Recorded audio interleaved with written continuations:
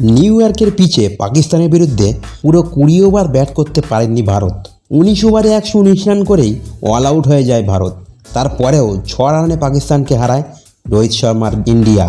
ইনিংসের বিরতিতে দলের বোলারদের কী মন্ত্র দিয়েছিলেন তা নিজেই জানিয়েছেন রোহিত শর্মা।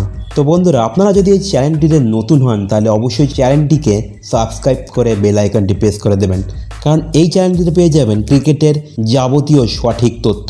ম্যাচ শেষে রোহিত জানান তিনি জানতেন এই পিচে পাকিস্তানও রান করতে সমস্যায় পড়বে, সেটাই বোলারদের বুঝিয়েছেন তিনি।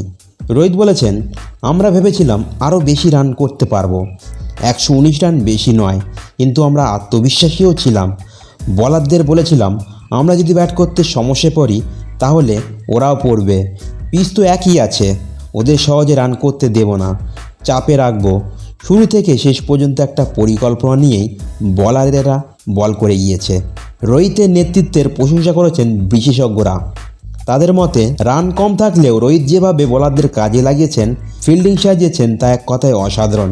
উদাহরণ হিসাবে জাসপ্রীত বুমরাকে ফিরিয়ে এনে মোহাম্মদ রিজওয়ানের উইকেট তুলে নেওয়ার কথা বলেছেন তারা।